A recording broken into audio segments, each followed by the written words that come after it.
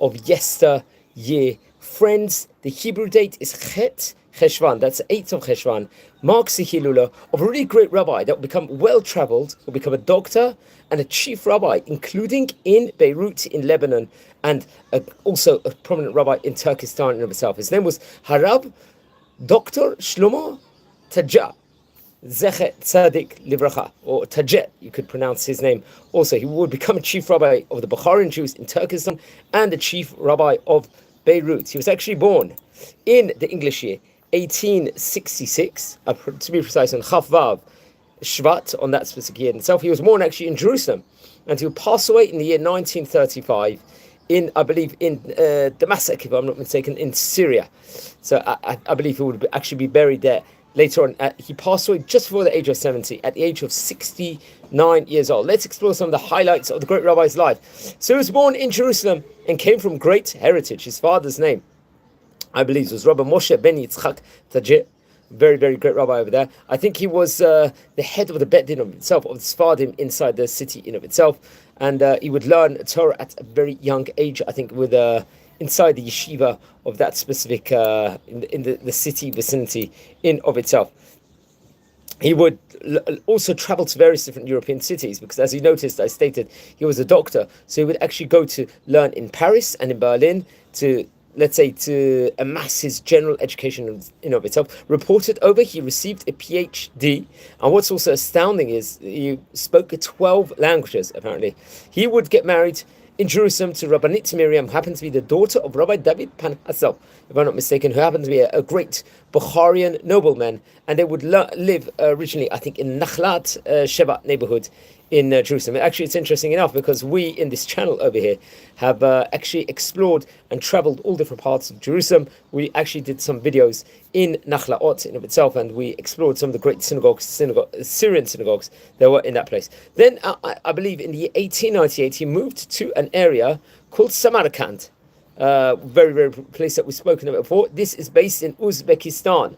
And I think just by the, let's say, the Turkestan specific area in of itself. And I think there was a big community. I think maybe, if I'm not mistaken, a Syrian community came over there, which is very interesting enough. And we've actually spoken about various different schools in that part of itself. It was in the province of the Russian Empire at this stage in time. And he would serve as a teacher in a private school there.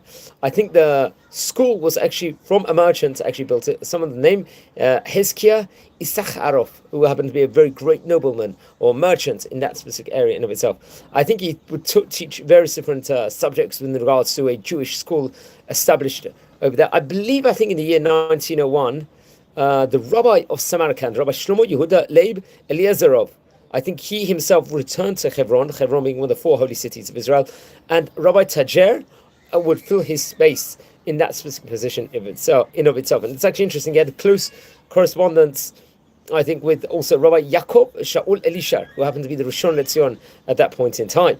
And he really pushed Rabbi Tajer to increase his Torah studies to become a top level, because he saw the potential that the rabbi has and the positions that he can fulfill. So really, he had was fortunate to have a very close relationship. He left Samarkand he was only there for a short tenure in of itself, and was invited to serve as a rabbi, I believe, in the area called Tashkent, if I'm not mistaken, which is the capital of Uzbekistan, the capital province over there, where I think he actually installed a court in of itself and served as a teacher, once again, in a private Jewish school over there.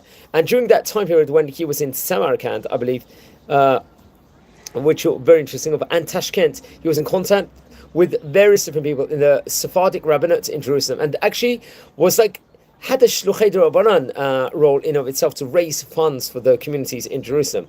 And it's actually interesting. Various rabbis from Jerusalem would host him in his home and speak to him, and they really did have a strong connection in of itself. I think he was very closely connected with the Ashkenazi rabbanim all over different vicinities, and it's actually interesting. I think there happened to be in the area of Tashkent Ashkenazi rabbi of the name Rabbi Abraham Krishna at that point in time, where they were also in close contact. And he was very, I think, pro forming a Medinat Yisrael in Israel. So he really was active within regards to Zionism from that point of view over there, like educating people in that specific time. He actually tried to protect the Jewish people. Unfortunately, that stage in time there was anti-Semitism taking place, and many Jews were being forced to convert to Islam. In Bוכרה was reported away, and he helped people to keep their Jewish identity and to move away, so that there won't be these issues in of itself at that point in time. Unfortunately, as we've learned all throughout, there was anti-Semitism throughout in different areas. He helped, I think, really in the kashrut industry in of itself, which you have to point out also in those different vicinities in of itself, to make sure the kashrut, there was threats at that point in time that kosher slaughter or Jewish slaughter would, for kashrut reasons, would not be allowed to take place. But he would help to make sure that all the dinim, all the laws within regards to kashrut can actually be kept, and these bans won't be put into place. It's actually interesting. I thought, unfortunately, there was expulsions, a potentiality of expulsions of Jewish people all over these different vicinities at that point in time. So he was in touch with many of the different ministers in these governments to try and prevent any bans that would potentially take place. So he spoke to many of the different defense ministers in the area of itself, all different parts of Central Asia. He would be very well traveled and speak to very different delegations to either postpone or to stop any decrees that was coming into effect in the Jewish community in of itself. And I think at the time point of the break of, let's just say, when the outbreak of the First World War actually happened, he was forced to leave Russia because he had, let's say, a connection with the Ottoman, and his family would actually move to Jerusalem, but he himself went to Europe, and I think he stayed there till the year 1921 for a period of time. I don't know if he was able to visit his family at that stage in time. I'm not too sure. But what's interesting, I think it would actually eventually move to Lebanon over there, and he would take over the position of Rabbi Yaakov Yosef HaKohen, Trab of Salaton. I would pronounce his name correctly. Remember, there used to be at one stage in time, there was a strong Jewish community in Lebanon. His name was Rabbi Yaakov Yosef Kohen Trab Misalton. I think we've spoken about him on various occasions. He happened to be the rabbi of the Jewish community in Beirut. Interesting. So he will actually take away or fill his position at that stage in time. I think he actually retired because he was of an older age. The former great rabbi was in of itself. So that's very interesting. So let's learn some of the highlights with regards to his period in Lebanon in of itself. There was various different changes within the community structure. I think because there was at that point in time the French mandate over Lebanon, and he was coming in to try and unite the community over itself. And he came in obviously as a very passionate Zionist, hoping many people would actually come to the land of Israel. And maybe not everyone did share necessarily his views in of itself within regards to that. He arrived, I believe, in Beirut over there and tried to make great changes over there, made a huge impact. He was, let's say, the Bashi sage of all of Syria and Lebanon in of itself. I think, especially by the time period of July 1922, and it had. His appointment actually made a strong impression also upon Zionists in that point. He educated them. He tried to bring about Aliyah at a great level to try and encourage this. And he was very in correspondence writing in various different, let's say, Israeli newspapers. His articles were published all over different places, and really did make a big impact. I believe after a few years he would actually leave that position in of itself. I think it was probably around the time of 1923 in of itself. And I think there was other issues within regards to just possibly maybe different reasons why he was in a conflict, I think, at that point in time, the Jewish community had with the governor of Lebanon, if I'm not mistaken, Antoine Obrua.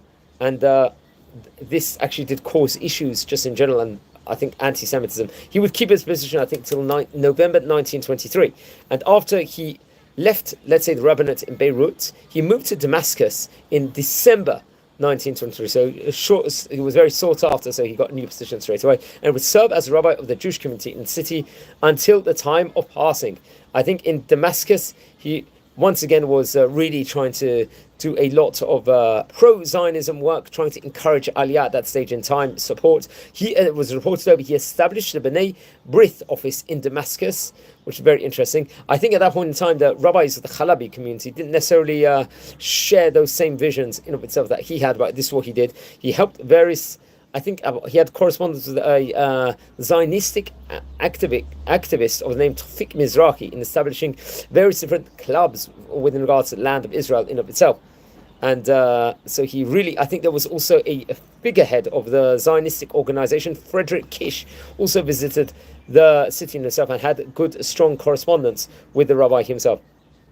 There was, I think, other issues that actually took place in, broke out. I think there was a Druze rebellion, I think in the year 1925.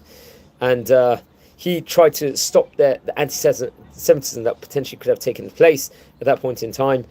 And it was reported over that some of these rebels, Druze rebels, actually did unfortunately kidnap several Jews of the village of Jirmana, where it's and he, I think, really sought to free them and make sure they won't get harmed. He passed away on the 8th of Cheshvan, and that, I think, was in the English year 1935. We're talking about 89 years ago from time of recording. And he was buried in Damascus. There's apparently in the Piskat Zeb neighborhood in Jerusalem, a street is named after him, and I think his father also. So let's explore his family. He left very great descendants in of itself. A lot of these great rabbanim who we've spoken about in this series left great descendants in of itself. So Rav Tajer, I think his wife's name was Rabbanit Miriam. I think she came from, as I said before, the family of the Pinchasov family. They had 6 children, if I'm not mistaken, including Nisim Tajer, who happened to be have a very prominent position among the Bukharian community in Jerusalem in of itself. I think he actually authored a book called the Toldot Yehudi Bוכרה of Eretz Yisrael in of itself. Then there was Kalara Saton, if I'm not mistaken. She actually got married to Rabbi Avram Saton, who I think we've spoken about before. He himself was the son of Rabbi Shaul Saton Dabach. I think we related over different rabbis from the Argentina-Syria link in of itself. He would become a head rabbi in Argentina, if I'm not mistaken. He had another son of the name Shmuel. Also, Rab Aryeh Shaul Tajer also was, I think he was, also had prominent positions in of itself. Then there was also Rabbi Yitzchak, who I think became the head of a Bet Sefer, as we call it, a school in Tel Aviv, if I'm not mistaken, and also in Tiberias, which is very prominent. I'm not too sure if it was a rabbi himself or not. So, and then there was Benjamin, who also had various different prominent positions. Benjamin, he was himself an officer, I think, in the French army, if I'm not mistaken, which is interesting enough.